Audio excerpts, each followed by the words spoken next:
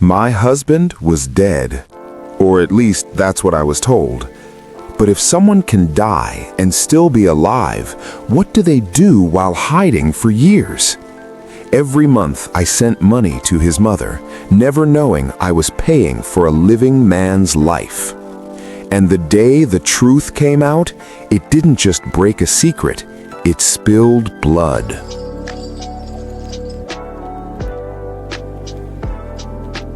Grief doesn't disappear. It just learns how to sit quietly in the corner of your life, watching everything you do. 7 years had passed since my husband's death, yet one habit never changed. On the 15th of every month, without reminder or hesitation, I opened my banking app and sent $200 to his mother. I never paused to ask if she still needed it. I never asked what she used it for. The money was not charity, it was obligation, stitched tightly to my guilt. After the funeral, she had clutched my hands with trembling fingers and said, "He would have taken care of me. Now that responsibility is yours." I was too broken to question her. Saying yes felt easier than breathing. Saying yes felt like love. Life eventually forced me forward. I changed jobs, I moved apartments, I stopped waking up crying. I learned how to answer questions about him without my voice cracking. People told me I was strong. They didn't see the quiet rituals that kept me tethered to the past. The money was one of them. I sent it during lunch breaks, between meetings, sometimes while standing in grocery store lines. It was automatic, mechanical, like feeding a machine that ran on grief. Each successful transfer left behind a strange calm, as if I'd done something right for the dead. On a Tuesday morning, my phone buzzed while I was washing dishes. Payment failed. I stared at the notification longer than necessary. It felt heavier than it should have. Transfers failed all the time. Banks glitched. Systems lagged. Still, my chest tightened in a way I couldn't explain. I dried my hands and opened the app. The transaction sat there, highlighted in red. Beneath it was something new, an attachment icon I didn't recognize, a small symbol shaped like a speaker, a voice note. My first thought was that it belonged to the bank, some automated explanation. I told myself that as my thumb hovered over the screen, hesitating like it already knew what was coming. When I pressed play, static filled the silence, then breathing, slow, intentional. A man's voice spoke softly, almost casually. "Same amount is fine. She doesn't need to know." My heart slammed so hard I dropped the phone into the sink. I stared at it, water dripping over the screen, my ears ringing. Dead men didn't leave voice messages. Dead men didn't discuss money. Dead men didn't sound exactly like my husband. I picked the phone up again, hands shaking now, and replayed the message. The voice didn't change. The tone didn't waver. It carried a familiarity that made my stomach twist. The payment hadn't failed because of the bank. It had been stopped by someone who knew me, someone who knew him. And for the first time in 7 years, a thought surfaced that terrified me more than grief ever had. I had been sending money blindly, and I was no longer sure who had been receiving it. I listened to the voice note again, and then again, as if repetition might turn it into something harmless. Each time, the same calm tone slipped through the speaker, steady and unafraid. It wasn't just that the voice sounded like my husband, it was that it moved the way his voice used to move, slow where it mattered, careless where it didn't. I told myself grief could do this. Doctors warned me about auditory memories, about how the brain fills silence with what it misses most. Still, my hands trembled as I held the phone, my pulse racing in a way memory alone had never caused. I sat at the kitchen table, the room too quiet, the air too heavy. Outside, a car passed, ordinary life continuing without permission. I pressed play once more, forcing myself to listen closely, to hunt for proof I was wrong. Same amount is fine. The phrasing struck me first. He had always spoken in short, efficient sentences, as if wasting words was a sin. Friends used to joke about it. I used to finish his thoughts without realizing I was doing it. She doesn't need to know. That was worse. A cold awareness spread through me. The message wasn't meant for me. It was meant for someone who already understood the arrangement, someone who had been part of it long before that morning. I checked the date and time. The message was recent, days old, not years. My throat tightened as I scrolled through the account details, searching for anything that explained it. Instead, I found a number attached to the voice note, unfamiliar but active. I tried to remember the last time I had spoken to his mother. Holidays, mostly. Short calls, polite updates. She never mentioned money unless I brought it up, and even then she brushed past it quickly, as if discussing it made her uncomfortable. A memory surfaced, uninvited. Her standing at the funeral, composed in a way I hadn't been. No collapse, no hysteria, just quiet control. I had admired her strength then. Now it unsettled me. I imagined her phone lighting up, imagined her listening to that same voice. The thought made my stomach turn. If she was receiving these messages, then she knew something I didn't. I considered calling the bank, reporting a fraud, pretending this was nothing more than a technical mistake. But fraud didn't explain the voice. Fraud didn't explain the familiarity that still rang in my ears. My finger hovered over the call button beside her name in my contacts. I hadn't planned to call her. I hadn't planned to ask questions. But the silence between the voice note and the truth felt unbearable. I needed to hear her speak. I needed to know if her voice would shake or if it would stay steady the way it always had. As the phone began to ring, a single terrifying possibility settled into my chest. If she answered too quickly, it would mean she had been expecting my call. That thought made my breath shallow. I pictured her eyes darting around the room, checking doors, lowering her voice. If she denied everything, I would hear it. And if she didn't, I knew I was about to step into a truth that would not let me leave. She answered on the fourth ring, and for a moment neither of us spoke. I could hear her breathing, controlled and shallow, as if she were holding something back. When she finally said my name, it sounded rehearsed, almost careful. She did not ask why I was calling. She did not say hello. I asked about the payment, keeping my tone light, pretending this was nothing more than a technical issue. There was a pause on the line, longer than comfort allows. In that silence, I felt the shape of a lie forming. "It must be the bank," she said at last. "These things happen." Her voice was steady, but it was too steady, stripped of the warmth she usually forced into our conversations. I pressed further, mentioning the voice note, watching the seconds tick by as she absorbed my words. "What voice note?" she asked. The question came too quickly. I closed my eyes. I could picture her now, sitting in the same living room where I had once brought flowers after the funeral, her hands folded tightly in her lap. I described the message anyway, repeating the words I wished I had never heard. When I finished, the line went dead quiet. No denial, no confusion, just breathing, slower now, heavier. It was the sound of someone cornered by truth. "You shouldn't worry about these things," she said finally. "It's better to let the past stay where it is." Her attempt at reassurance landed like a threat. I asked her directly if someone else had access to her account. Another pause. "I don't know what you think you heard," she replied, her tone sharpening, "but you're tired. Grief does strange things to people." The words felt practiced, as if she had been waiting years to use them.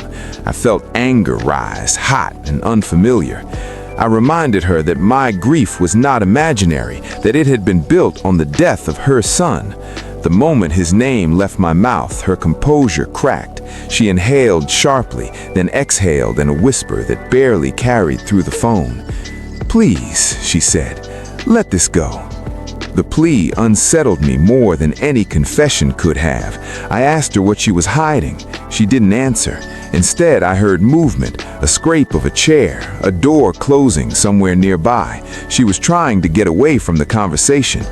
"You don't need to come here," she said quickly. "There's nothing for you." Her voice trembled now, the first real emotion she had shown. Fear slipped through the cracks of control she had maintained for years.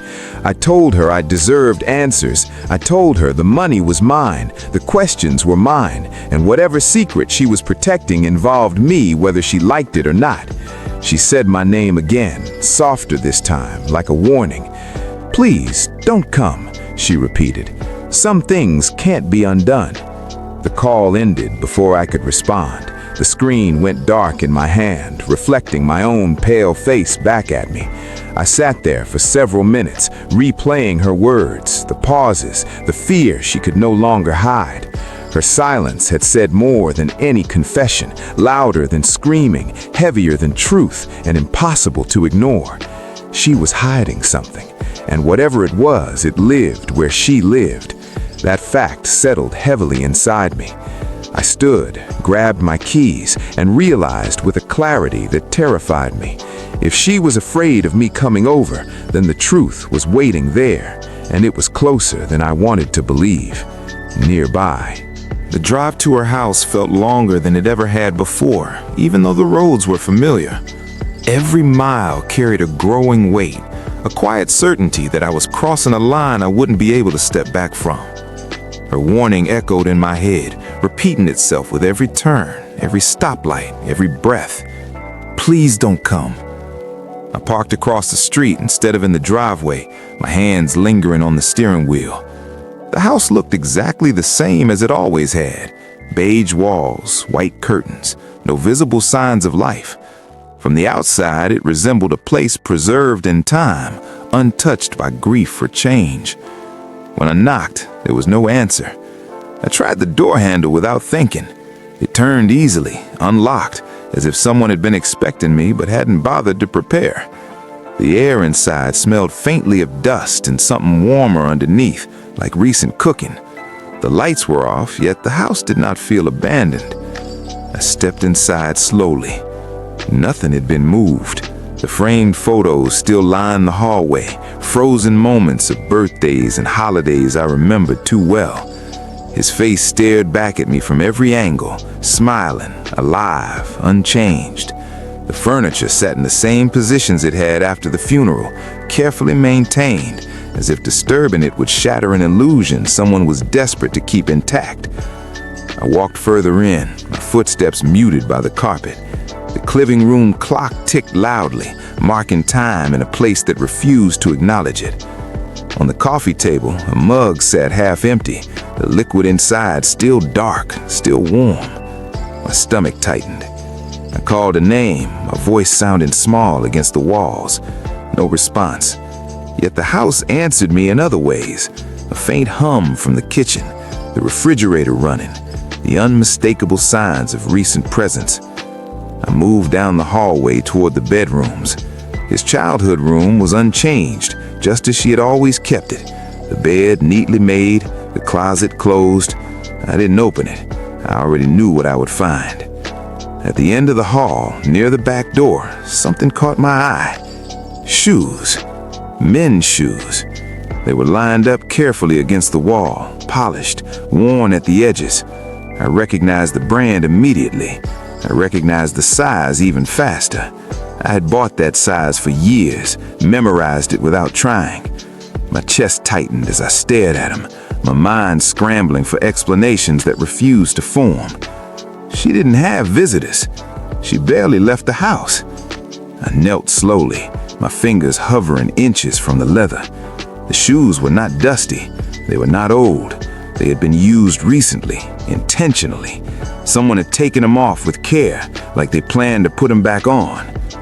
A sound came from deeper inside the house. Soft, deliberate. Footsteps. I froze, every nerve screaming at once. The sound wasn't imagined. It wasn't memory. It moved with weight, heel to floor, slow and cautious. I stood, my heart pounding so hard it drowned out everything else. "Hello?" I whispered, my voice barely carrying. The footsteps stopped. For a moment, the house held its breath with me.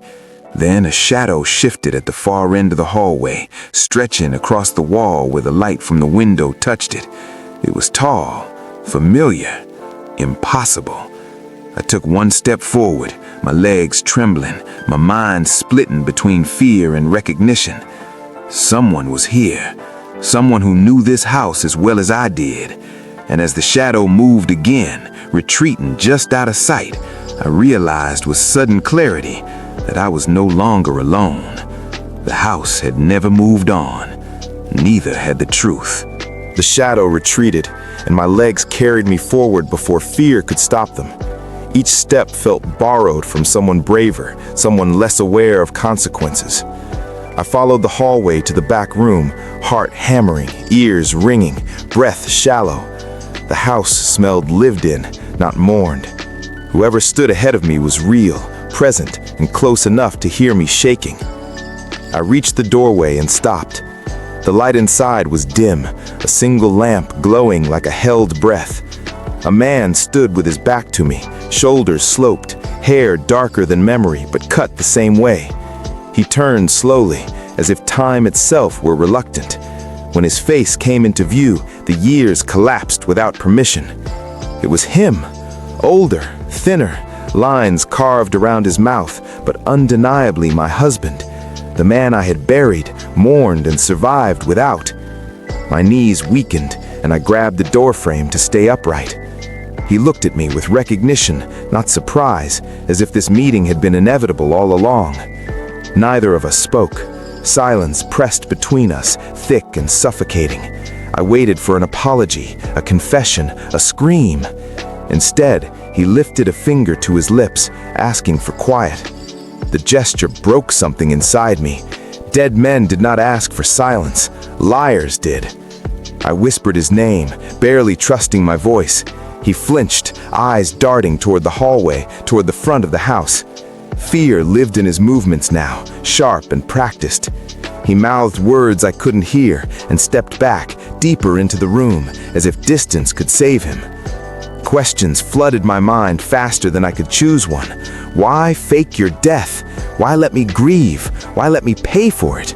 My chest burned with anger and disbelief. He reached out, stopping himself inches from my arm, like touching me would undo everything he had built. I realized then he wasn't here to explain. He was hiding. Whatever crime or fear had driven him underground still owned him. I saw it in the way he listened to the walls, in the way his body angled toward escape. He shook his head, pleading without words, begging me not to expose him. Behind him, I noticed a mattress on the floor, a small table, a burner stove. This wasn't a visit, it was a life. My money had paid for this silence, this survival. The thought made me nauseous. He had let me mourn while he learned how to disappear. I stepped back, suddenly afraid of what I might do if I stayed.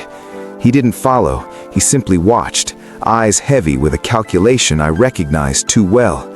As I retreated into the hallway, one truth settled in my bones. His death had been staged, and someone had helped him. I left the house without running, afraid sudden movement would shatter whatever fragile control I still had. Outside, daylight felt offensive, too bright for what I had seen. In the car, my hands shook as I tried to breathe through the truth pressing down on me. He was alive. He had always been alive, which meant the funeral, the casket, the signatures, all of it had been lies carefully arranged.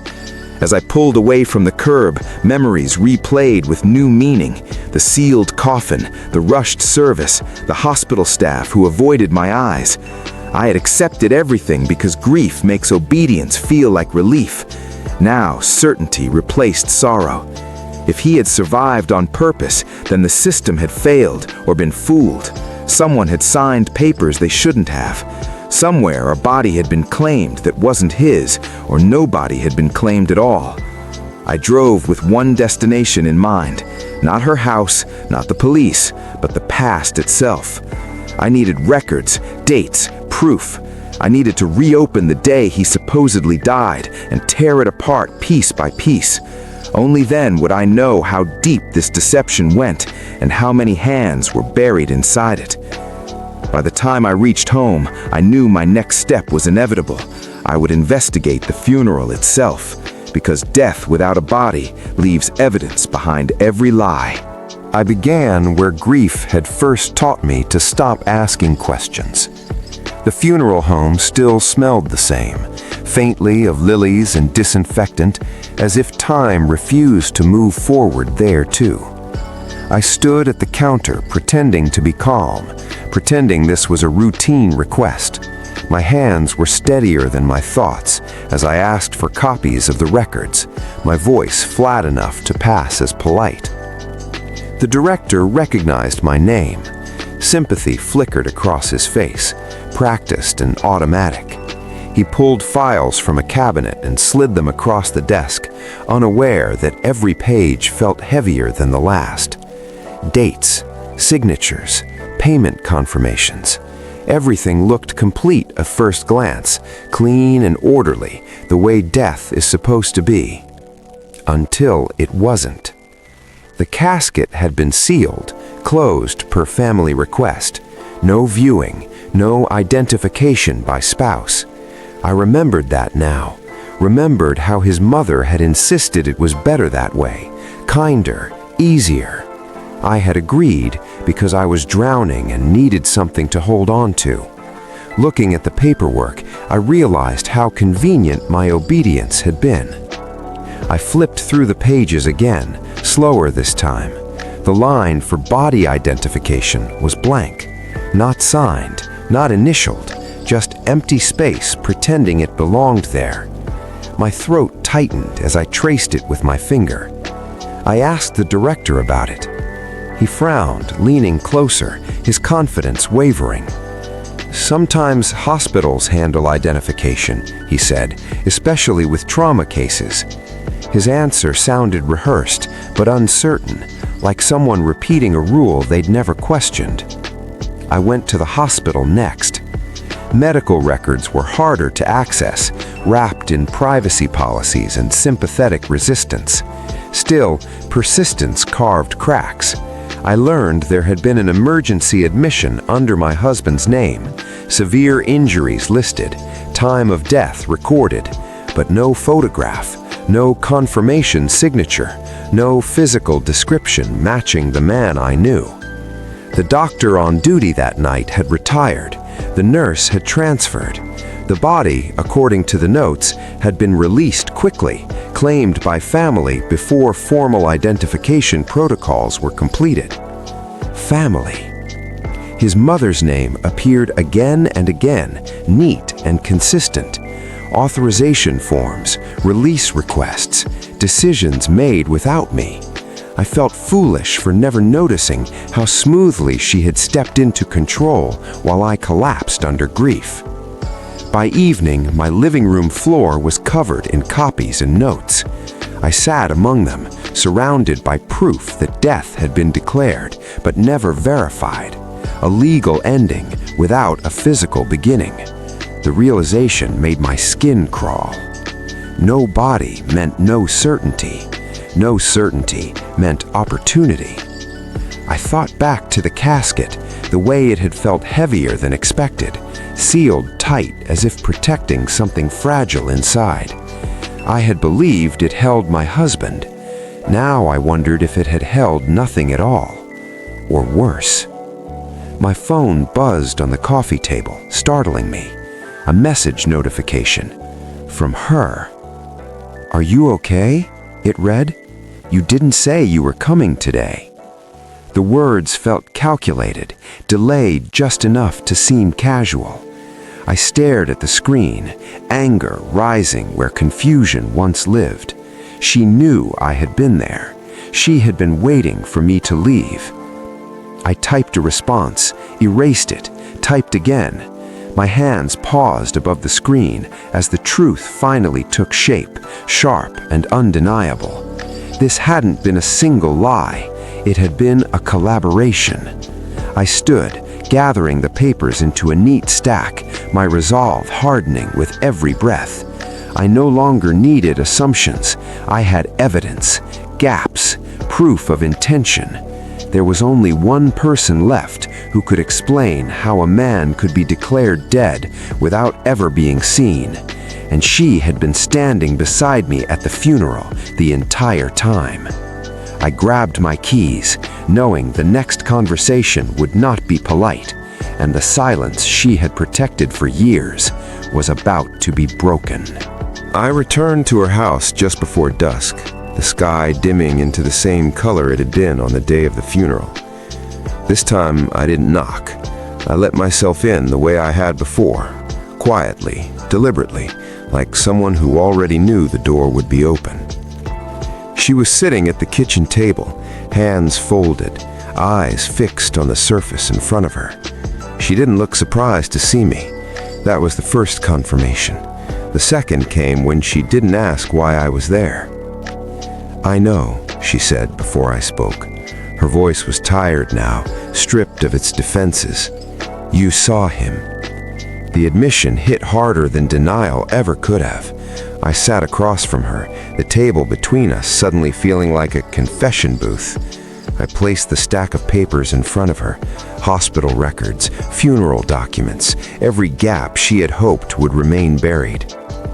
"You let me believe he was dead," I said quietly. "You watched me fall apart." Her shoulders sagged.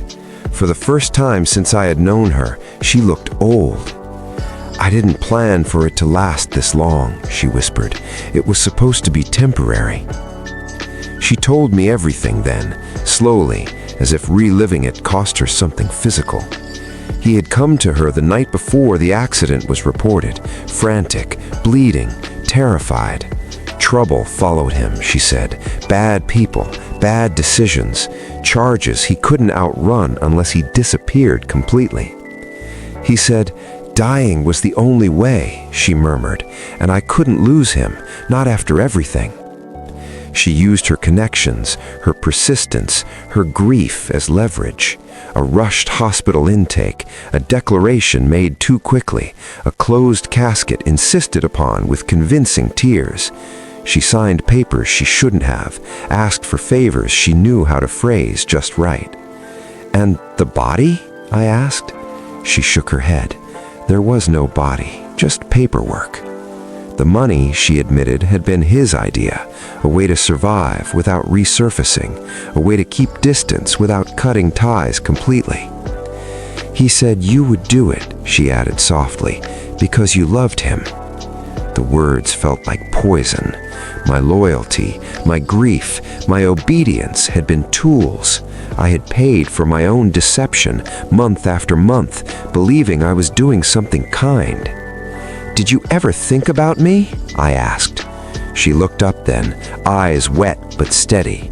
"Every day," she said, "and every day I chose him anyway." That was her greatest sin, I realized. Not the lie itself, but the certainty with which she had made it. She had sacrificed my reality to preserve her son's existence, no matter the cost. A sound came from the hallway behind us, faint but unmistakable. Footsteps. She stiffened.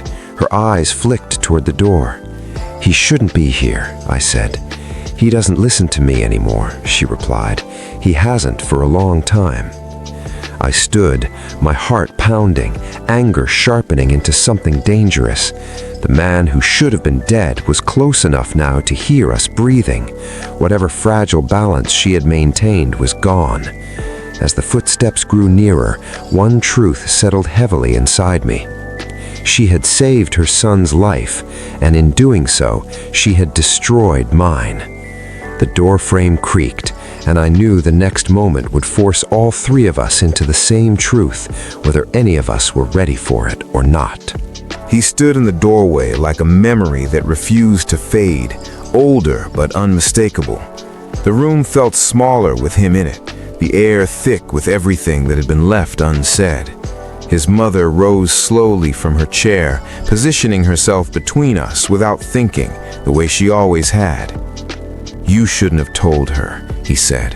"Not to me, But to her, that was when I understood. Even now, after years of hiding, he was still directing the scene. I stepped back, my heart racing, my mind scrambling to catch up with the reality unfolding in front of me. He didn't apologize. He didn't explain. He watched me, studying my face the way he used to when he wanted to know how much control he still had. "I never meant to hurt you," he said calmly. "This was the only way." The words sounded rehearsed, stripped of emotion, chosen for effect rather than truth. I laughed before I could stop myself, a sharp sound that surprised all of us. "You let me mourn you," I said. "You let me build my life around your absence." He tilted his head slightly, as if considering my point. "You were strong," he replied. "I knew you'd survive." Survive, as if survival had been his gift to give. He spoke of love like it was strategy. He said disappearing was protection. He said watching from a distance was care. He said the money was necessary, that it kept everyone safe. With every sentence, it became clearer that his version of love had always been about control, about deciding what others could handle, what they were allowed to know.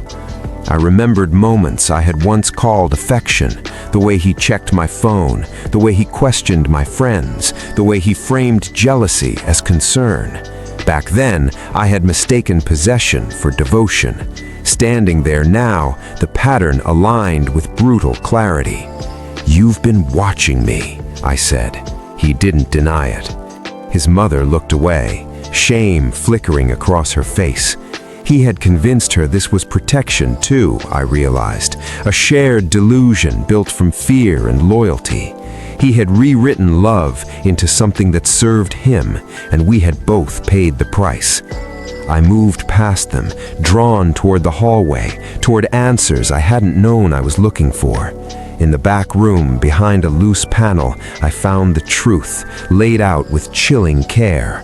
Screens, wires, small hidden cameras connected to a laptop, humming quietly in the dark.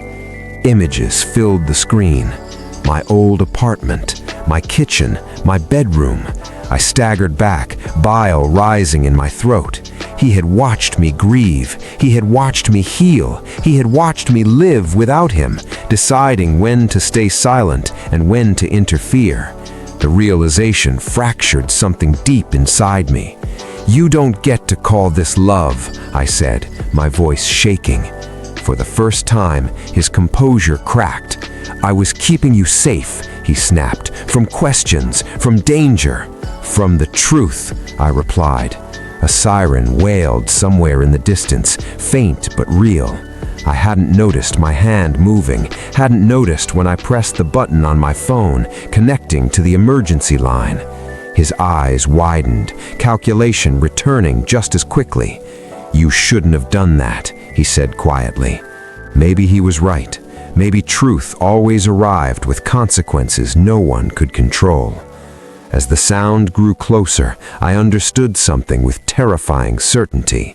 Love had been his weapon, and now, stripped of secrecy, it had finally lost its power. But the reckoning was only beginning. The sirens grew louder, slicing through the house like a countdown neither of them wanted to acknowledge. He moved first, stepping away from the doorway, his eyes scanning the room with frantic calculation. Panic didn't suit him. Control had always been his armor, and now it was cracking. "You think calling them fixes this?" he asked, his voice low, dangerous. "You have no idea what you've started." His mother backed away, her hands trembling as she reached for the counter to steady herself. "Please," she whispered, "this has gone far enough." Her voice broke, finally collapsing under the weight of years spent choosing silence over truth. I stood frozen between them, heart pounding so violently it hurt. I hadn't planned what came next. I had only known I couldn't keep living inside his lie. The truth had escaped, and now it demanded something in return. He noticed the drawer then. The kitchen drawer beneath the counter, slightly open, the metal handle catching the light. I saw recognition flash across his face before fear overtook it. He lunged toward it without thinking. "No!" his mother cried. Everything happened too fast and yet painfully slow. His fingers closed around the gun, the same one he'd once insisted on keeping for protection. He turned, eyes wild, breath uneven. The weapon looked heavier in his hands than it should have, as if it already understood what it was about to become. "You're not taking me back to nothing," he said. "I won't disappear again." The sirens were close now, just outside the neighborhood. Blue light flickered against the walls through the curtains, a warning and a promise. His mother stepped between us, tears streaming down her face. "Put it down," she begged. "I did all this for you. Don't make it worse." Her words only seemed to anger him. "You made it worse," he snapped. "You told her." He raised the gun slightly, not fully aiming, but not lowering it either. I saw his finger tighten on the trigger.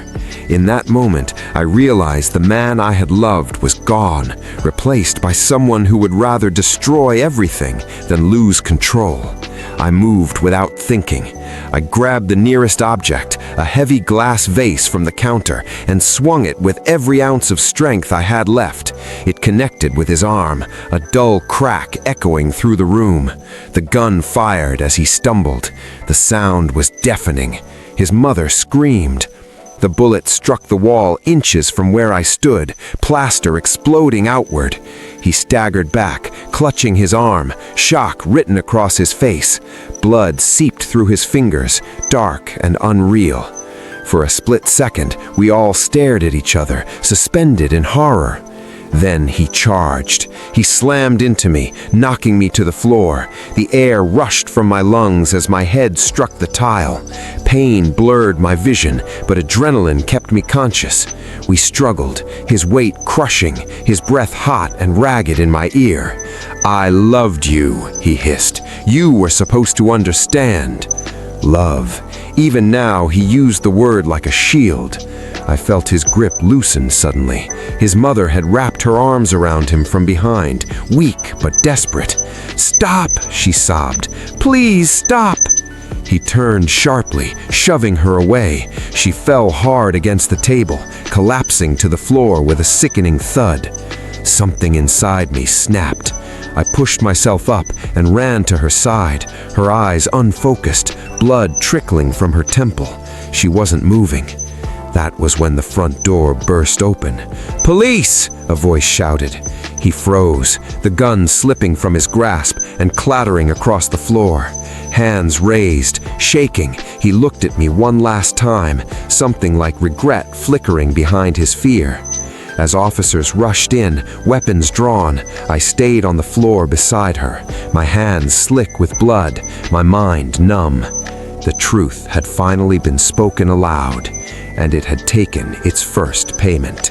The house emptied slowly after the gun was taken away, as if the walls themselves needed time to accept what had happened. Officers moved with practiced urgency, radios crackling, questions overlapping, boots tracking blood across tile floors that had once been scrubbed daily. I sat on the floor until someone told me to stand, my hands numb, my clothes stiff with drying red. They separated us immediately. He was handcuffed, guided outside with his head down, the illusion finally broken in front of flashing lights and curious neighbors. His eyes searched for me once, just once, before he was pushed into the back of a patrol car. There was no apology in his expression, only calculation, even now. His mother was taken away on a stretcher, unconscious but alive.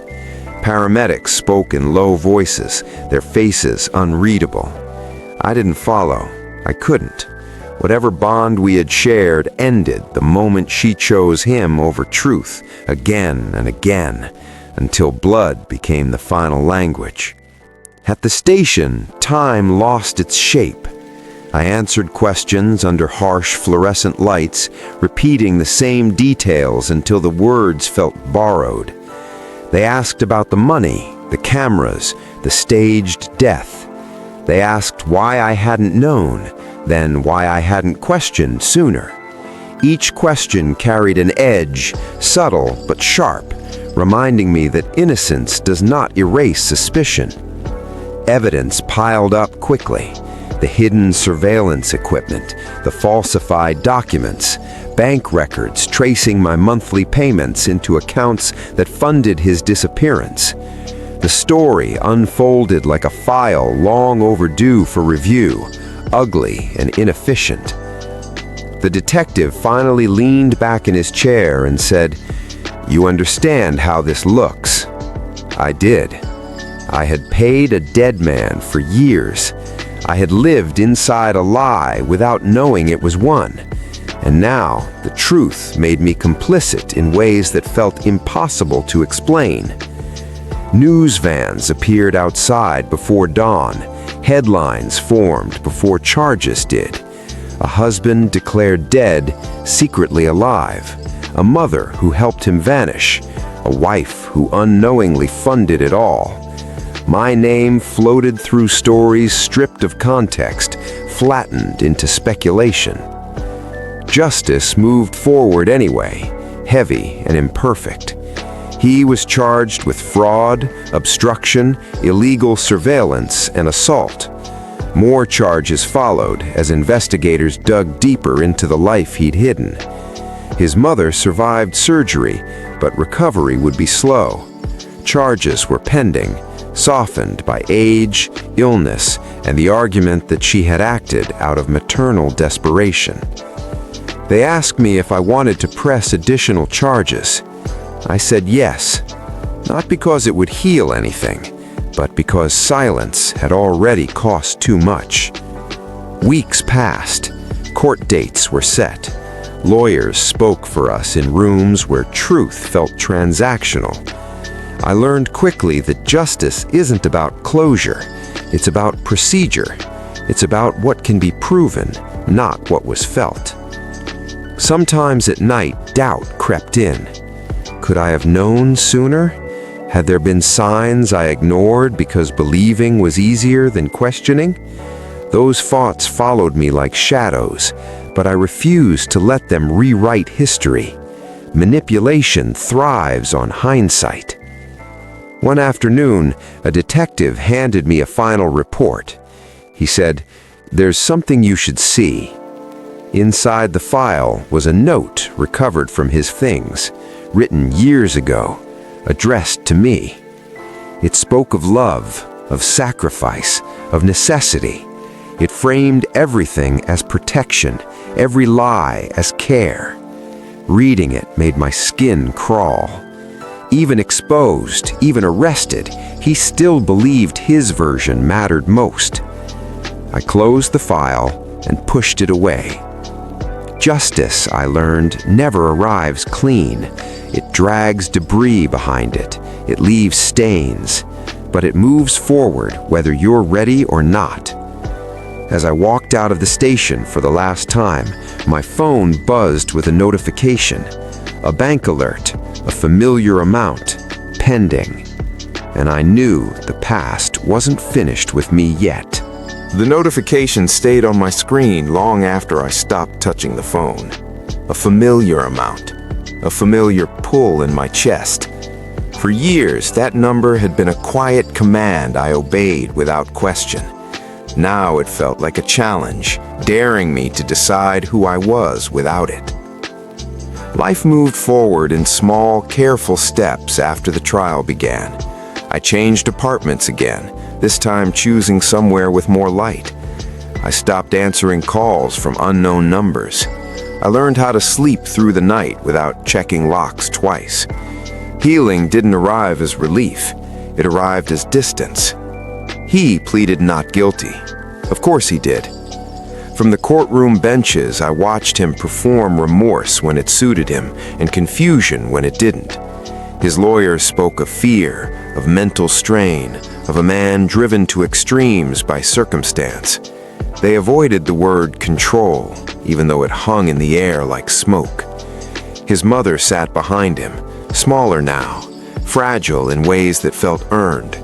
She never looked at me. When the verdict came, it was quieter than I expected. Guilty. Multiple counts. Years, not decades, but enough. Enough to end the illusion that he could rewrite reality forever. As he was led away, he turned once more, searching for my face. I didn't look back. That night, I went home and opened my laptop. I pulled up my bank history, scrolling through years of identical transactions, month after month of obedience, month after month of silence. It felt like reading someone else's life, one built on trust that had never been deserved. The notification appeared again, persistent. Payment pending. I could have canceled it. I should have canceled it. No one would have blamed me. But something in me needed an ending that wasn't accidental. I needed to choose how this story stopped. I opened the details. The recipient information had changed. The account no longer belonged to his mother. It belonged to the state. Prison commissary. His name attached to it, officially this time, stripped of mystery and protection. I thought about the woman I had been at the beginning, the one who said yes because it felt easier, the one who confused endurance with strength. I thought about the nights I cried alone while he watched from somewhere safe, convinced he was entitled to my pain. I took a breath and pressed confirm. The payment left my account smoothly, efficiently, without hesitation. The same amount, the same motion, but it didn't feel the same. This payment wasn't loyalty, it wasn't guilt, it wasn't love, it was acknowledgement. I wasn't sending money to support him, I was sending it to remind myself that he no longer controlled the narrative, that his survival no longer depended on my silence, that the final connection between us was now transparent, documented, and finite. A receipt appeared on the screen. Transaction complete. I closed the app and set the phone down. Outside, the city moved as it always had, indifferent to endings. Cars passed, lights flickered on in neighboring apartments. Somewhere, life continued without waiting for my permission. For the first time in years, that didn't scare me. I poured myself a glass of water and stood by the window, letting the quiet settle. There would be therapy appointments and questions from strangers, and days when the past crept back in uninvited. Healing didn't arrive as relief. It arrived as distance. The last payment was done, and this time it wasn't sent out of obligation.